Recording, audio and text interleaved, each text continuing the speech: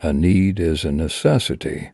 So what you need is oxygen, water, food, shelter, and some type of purpose. If you didn't have any of these things, you wouldn't be here. So you always have what you need in the moment. Otherwise, you wouldn't physically exist right now. Anything outside of the basics needs are optional.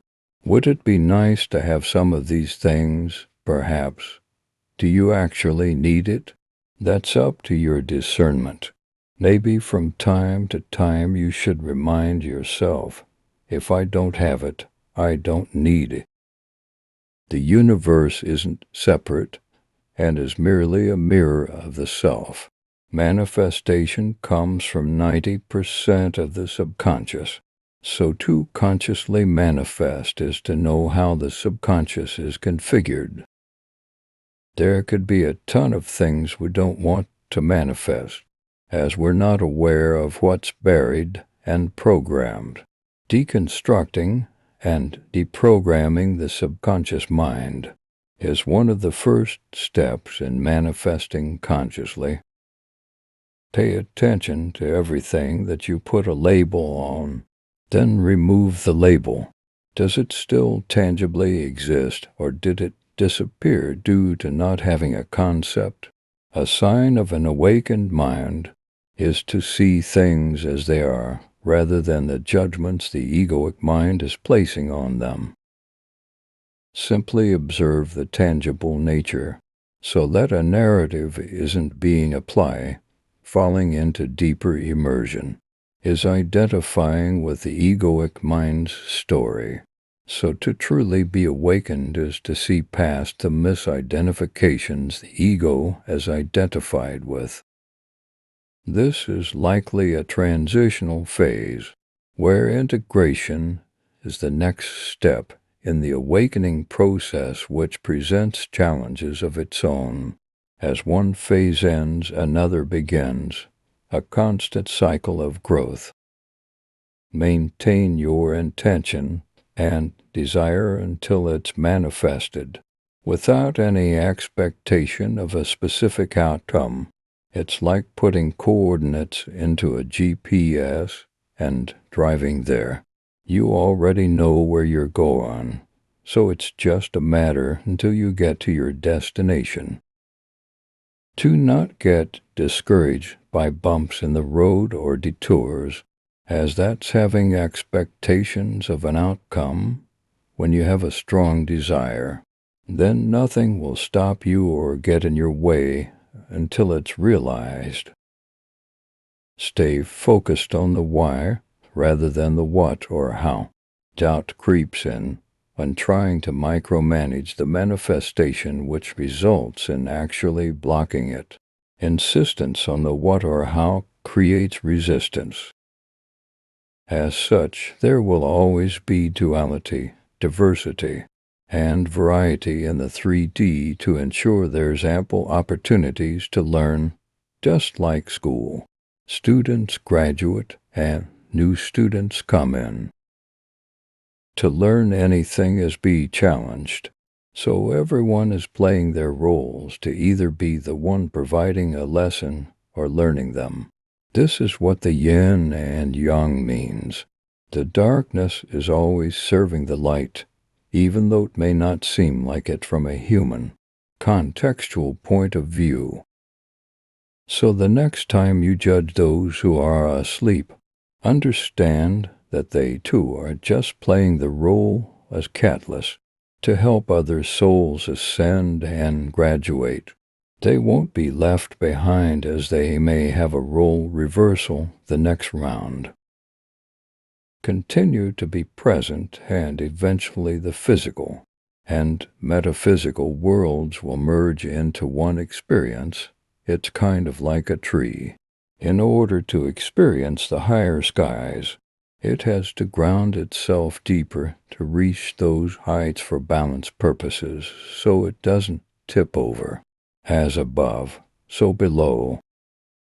Ask yourself, what does it matter if it's all coming to an end, since you're literally passing through and aren't here to stay? Why attach to things when you'll inevitably leave it behind? See the temporary window of the human experience to expand perspective. You may enjoy all the things that are contained within this reality while you're still experiencing it. But don't forget to acknowledge that everything comes and goes. Ride the wave. Go with the flow. Be in the moment rather than hoard the moment. Pay attention to subconscious limiting beliefs. As the comfort of familiarity may be holding you back, you may be comfortable with being uncomfortable, which is essentially self-sabotage. When you can identify the nuances of your patterns and tendencies, choose the one that serves you. Remember, energy flows where attention goes. It's like to empty buckets. One is labeled disharmony, disempowerment, and the other is harmony, self-empowerment. If you were aware of the differences between the two buckets, which would you choose to fill? Whichever is filled, it will grow, thus manifesting itself into reality. Filling the mind with fearful thoughts only perpetuates it further, making it grow. The power lies in discernment, the ability to choose wisely, the one that self-empowers. Get back into the present and detach from expectations. Thinking about it removes present moment awareness. The energy is now on the thoughts. If you're seeking an outcome, that's an expectation. The flow state is being in the center, the here and now. To go with the flow, no past, no future, no points of references, but resting calmly right now.